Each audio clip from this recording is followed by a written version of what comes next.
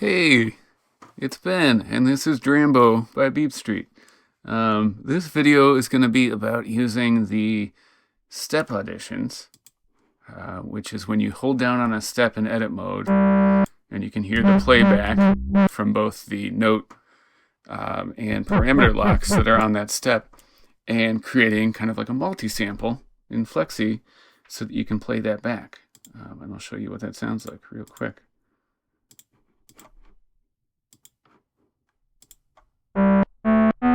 So I'm playing back just a sample, and then I'm going to turn monitoring off.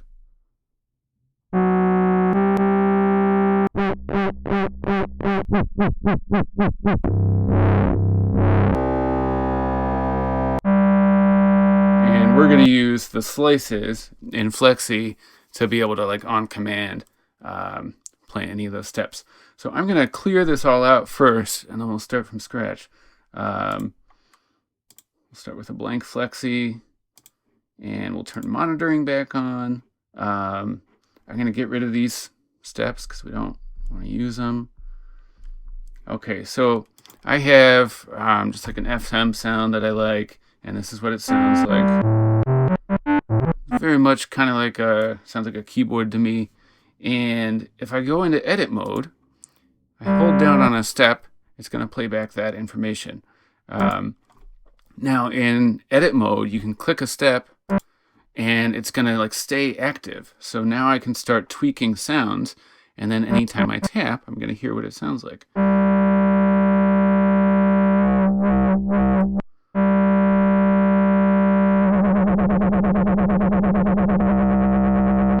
maybe like mess with the saturation on one of these, a little bit lower cutoff. Maybe like some different saturation. Ooh, I like that a lot. And maybe like mess with the tuning on one of these.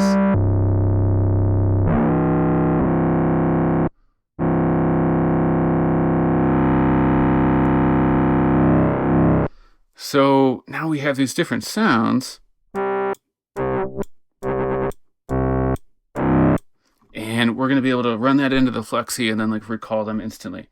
Now, one thing I want to point out, when you have any release on your sound and you're using the step auditions, when you hold down, you're going to have the parameter locks active. But when you take you like toggle off, the release of the note is going to snap back to just like the instrument settings you have in the rack that are not P-locked.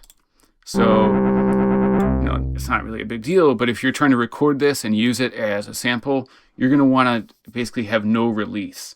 Otherwise, if you do get to the end of that sample where there's a release, you're going to hear the notes or the parameters snap back. So basically work with no decay or release at the end of your chain, and you'll be fine.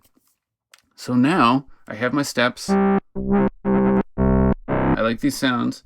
I'm going to go into the Flexi sampler. I have monitoring on, which is probably where I want to be.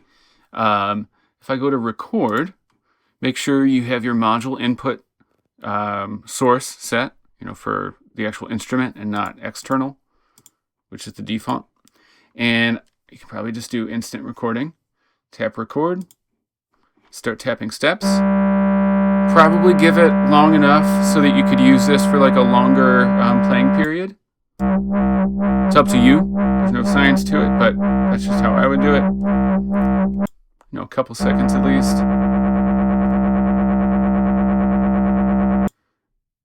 I would recommend just using middle C. That way it's always going to be like in tune. But you could sample chords in if you wanted to. And I think that's just like the basic one. So we can stop recording. And then now we have to go add our slices in. So when you tap on the sample waveform, we can see them here. But, it's playing back from the start. And I'll turn monitoring off now. So now we can go to our sample view by tapping into the sample. Click Edit. And then this is the normal edit view. Click Set Slices. And we can try detecting transients. Doesn't always work perfectly. Worked pretty well. I would just go in and edit my transients now. Okay.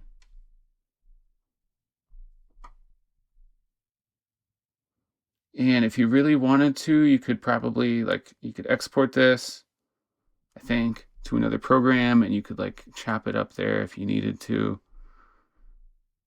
But for a quick and dirty editing, we can do it here. And I like just doing this with offset. So the offset slice mode, basically you select which slice you want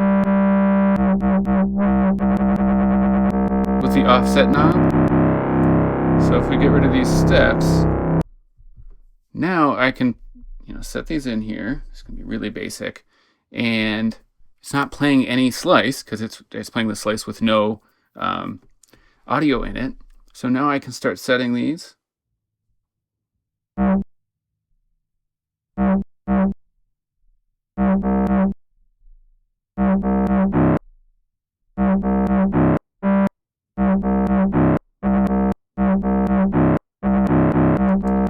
And at this point, I could say I can add a VCA after the sampler so that it will, let's just make this. So now I have a VCA and I could filter the sound if I wanted to. So now I can really treat this as it's almost like a new little instrument. And I have instant control over what part of the sound I want to use. And they all kind of sound a little bit different. It's obviously a shared character. Or, you could change it from offset control to just random. So sometimes it's not going to trigger because we do have that one slice.